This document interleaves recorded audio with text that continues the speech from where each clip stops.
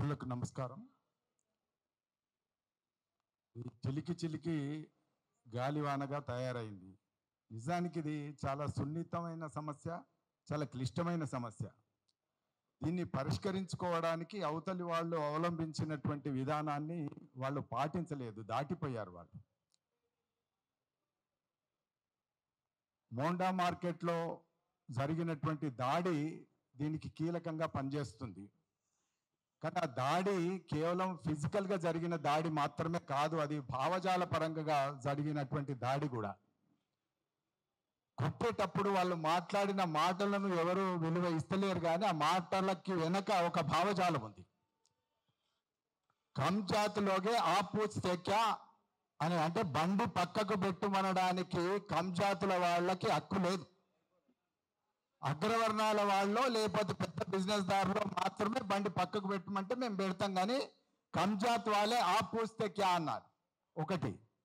రెండవది, వృత్తిపరంగా వచ్చినప్పుడు దూద్ బేజనే వాళ్ళ పూస్తే క్యా అన్నారు. అంటే ఒకటి క్యాస్ట్ అన్నారు, రెండవది వృత్తిని కూడా అన్నారు. పాలమ్ముకునేటోడి నువ్వు మాకు చెప్తావా అన్నారు. అంటే పాలమ్ముకునేటోడిని గౌరవించినటువంటి ఒక తీరు వాళ్ళలో కనబడుతుంది. కింది కులాలను గౌరవించేటటువంటి తీరు కూడా వాళ్ళలో కనబడుతుంది. ఇంత ఎందుకు వచ్చింది అని మరి బాగా గమనిస్తే, నేను కూడా వారం 10 రోజుల నుంచి దీన్ని సీరియస్గా అబ్జర్వ్ చేస్తున్నా. మా శ్యామ్ మాట్లాడిన రోజు నుంచి కూడా గమనిస్తున్నా. మొదట వచ్చినటువంటి మార్వాడి వ్యాపారస్తులంతా కూడా నిజంగానే బతకడానికి వచ్చారు. నిజాం కాలంలో లేదా అంతకంటే కొంచెం ముందు కూడా వచ్చినటువంటి గోల్కొండ కుతుబ్ షాహీల కాలంలో వచ్చినటువంటి వాళ్ళు బతకడానికి వచ్చిన మాట నిజమే. కానీ వాళ్ళ రెండో తరం మూడో తరం మారిపోయి వచ్చినటువంటి తరానికి చాలా అహంకారం పెరిగిపోయింది. ఆ అహంకారం ఏ దశకు వచ్చింది అంటే, ఇవాళ వాళ్ళ మాటల్నే మనం విశ్లేషిస్తే అర్థమవుతుంది. ఏ దశకు వచ్చింది అని అంటే, శ్యామ్ను బెదిరించేటప్పుడు ఒకటి కొట్టారు, అంటే మేము కొట్టగలము అని చెప్పారు. రెండవది, శ్యామ్తో మాట్లాడినటువంటి ఒక ఆయన, గౌరక్షణ సమితికి సంబంధించినటువంటి ఆయన మాట్లాడుతూ చాలా బూతు మాట వాడి, నీకు దమ్మున్నదా అని ఆయన్ని అడిగాడు. మీకు తెలంగాణలోకి దమ్మున్నదా అని కూడా వాడాడు. ఆయన ఒక్కనే కాదు, తెలంగాణలో దమ్మున్నదా అని మాట వాడినప్పుడు మేము దాడులు చేయగలము, దాడులు చేయించగలము అనేటువంటిది కూడా మనం అర్థం చేసుకోవాలి. వాళ్ళ వెనుక ఇంకొక శక్తి కూడా ఏంది, ఇంత బలం ఎక్కడి నుంచి వస్తుంది అని అంటే, ఆ గౌరక్షణ సమితి ఆయన చెప్పాడు, మేము ఫండ్స్ ఇస్తాం, మమ్మల్ని ఎవరు ఏం చేయలేడు అన్నాడు. ఫండ్స్ ఎవరికి ఇస్తారు అని అంటే, అన్ని పొలిటికల్ పార్టీలకు ఇస్తారు. కాబట్టి పొలిటికల్ పార్టీల అండ మాకున్నది అని వాళ్ళు చెప్పదలుచుకున్నారు. ఆ పొలిటికల్ పార్టీల అండ ఉన్నదని చెప్పడం మాత్రమే కాదు, వీళ్ళు చెప్పిన మరుసటి రోజున మాధవీలత కావచ్చు, బండి సంజయ్ కావచ్చు, రాజాసింగ్ కావచ్చు, వీళ్ళందరూ కూడా బయటపడి మాట్లాడారు. వాళ్ళు చాలా అగ్రెసివ్గా ఎవరు మాట్లాడొద్దు, నోరు మూసుకోండి అనే లెవెల్లో మాట్లాడి ఇష్యూను డైవర్ట్ చేసి రోహింగ్యాల మీదకి మళ్లించేటటువంటి ప్రయత్నం చేశారు. పోతే కాంగ్రెస్ వాళ్ళకు కూడా మేము ఫండ్ ఇస్తున్నామని చెప్పడానికి కాంగ్రెస్ వాళ్ళతో కూడా సున్నితంగానైనా హెచ్చరింపజేశారు. మూడోది, ఇంకొకటి కూడా, మాకు బ్యూరోక్రసీ కూడా మా అంత చేతుల్లో ఉంది అని చెప్పడానికి పాట పాడినటువంటి రమేష్ను, గోరేట్ రమేష్ను తెలియకుండా లేదా ఇంటికి వచ్చి దొంగతనంగా ఎత్తుకుపోయారు. అది కిడ్నాపో అరెస్టో ఏంటిదో తెలియకుండా పోలీసులం కూడా మేము మార్వాడీలకు సపోర్ట్గా ఉన్నామని చెప్పడానికి ఆ ఫోర్స్ను కూడా ఉపయోగించారు. ఇవాళ టాస్క్ ఫోర్స్ వాళ్ళు శ్యామ్ను కూడా తీసుకుపోయారు. అంటే మేము రాజకీయ నాయకుల్ని చందాలిచ్చి లోపరుచుకుంటాం, పోలీస్ డిపార్ట్మెంట్ను కూడా మేము కంట్రోల్లో పెట్టుకుంటాం, బ్యూరోక్రసీ కూడా మాకున్నదని చెప్పదలుచుకున్నారు. ఈ చెప్పదలుచుకున్న దాంట్లో భాగంగా ఇవాళ జరగవలసినటువంటి ఆమనగల్ బంద్ కూడా మీరు కూర్చొని మాట్లాడుకోండి అని చెప్పిన వాళ్ళు ఎవరు అని అంటే పోలీసు వాళ్ళు చెప్పారు. పోలీసు వాళ్ళు ఇద్దరిని కూర్చుండబెట్టి కాంప్రమైజ్ చేసి మీరు మాట్లాడుకోండి అని చెప్తే వాళ్ళు ప్రస్తుతానికి వాయిదా వేసుకున్నారు. అంటే మనం అర్థం చేసుకోవాల్సింది బ్యూరోక్రసీ కూడా ఉంది. ఈ ఈ అన్ని శక్తుల్ని మన ముందట ఉపయోగించి దీన్ని అణిచివేయాలనేది వాళ్ళ ఉద్దేశం. చాలా ఆశ్చర్యంగా ఉంటుంది. తెలంగాణ వాళ్ళను చూస్తే బయట నుంచి వచ్చిన వాళ్లకు ఏమి అభిప్రాయం ఉంటుందో నాకు తెలియదు, కానీ చాలా చులకన అభిప్రాయం ఉంటుందని మాత్రం మనకు అర్థమవుతుంది.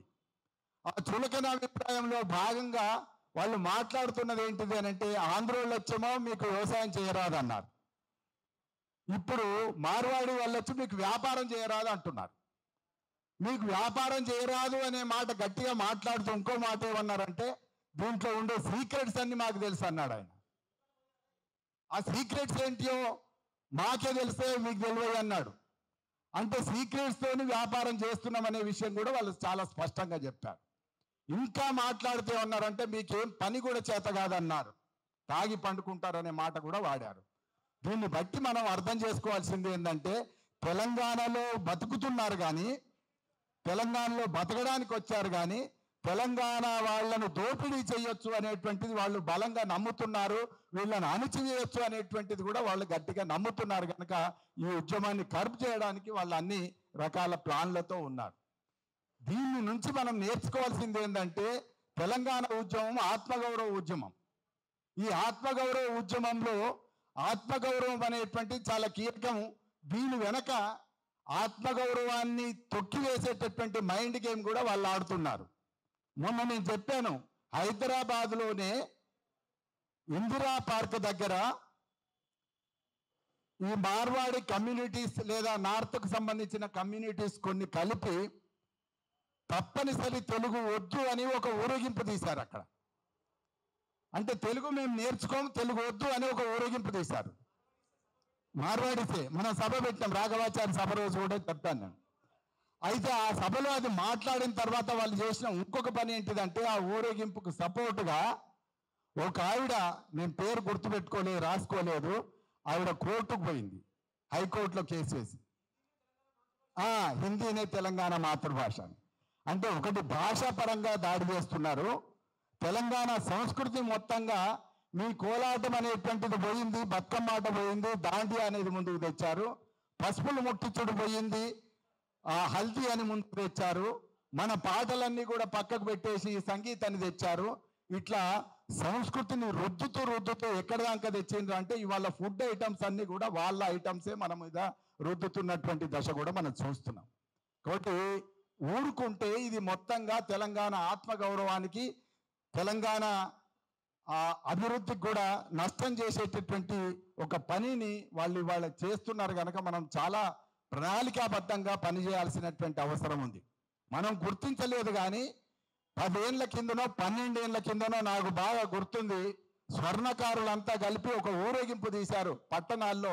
చిన్న సిద్దిపేటలో, మెదక్లో ఇట్లాంటి చోట చిన్న పట్టణాల్లో వాళ్ళు ఊరేగింపు తీశారు. మొదట స్వర్ణకారుల పని పోయింది. ఆ తర్వాత వైశ్యులు గుర్తించడానికి ఇబ్బంది పడుతున్నారు, ఆర్గనైజ్ చేయడానికి ఇబ్బంది పడుతున్నారు, కానీ వైశ్యుల షాపులు మూతబడ్డాయి. తెలంగాణ సాయుధ పోరాటంలో లేదా తెలంగాణ రైతాంగ పోరాటంలో మొదటగా ఆర్గనైజ్ అయింది వర్తక సంఘాలు. ఇప్పుడు కూడా తెలంగాణ ఆత్మగౌరవ ఉద్యమంలో మొదటగా యునైట్ కావాల్సింది, ఆర్గనైజ్ కావాల్సింది వర్తక సంఘాలే. ఎందుకంటే ఎక్కువ నష్టం జరిగింది అని చెప్పదలుచుకుంటే ఖచ్చితంగా తెలంగాణ వైశ్యులకు ఎక్కువ నష్టం జరిగింది. అవును, అదే చెప్పొచ్చు. అయితే అప్పుడు అక్కడ ఇంకో చిన్న తమాషా కూడా ఉంది. అప్పుడు వర్తక సంఘాలన్నీ తెలంగాణ రైతాంగ పోరాటాన్ని సమర్థిస్తూ పోరాటాన్ని ఉధృతం చేసినటువంటి దశలో బతకడానికి వచ్చిన మార్వాడీలు కమ్యూనిస్ట్ పార్టీలకు కూడా చందాలు ఇచ్చిండ్రు. ఇది ఒక సత్యం. కమ్యూనిస్ట్ పార్టీలకు చందాలు ఇచ్చి టౌన్లలో, నేను సిద్దిపేటలో స్వయంగా చూశాను, మేడే ఉత్సవాలు జరిగితే ఆ కమ్యూనిస్టులతో పాటు, కామ్రేడ్లతో పాటు మార్వాడు ఆయన వచ్చి కూర్చునేవాడు. ఎందుకు కూర్చునేవాడు అనేది నాకు అర్థం కాలే. ఇప్పుడు స్పష్టంగా అర్థమవుతున్నది ఏంటంటే, దీని వెనక ఒక ప్రణాళికాబద్ధమైనటువంటి నిరంతరాయమైనటువంటి ఒక కుట్ర కూడా కొనసాగుతుంది.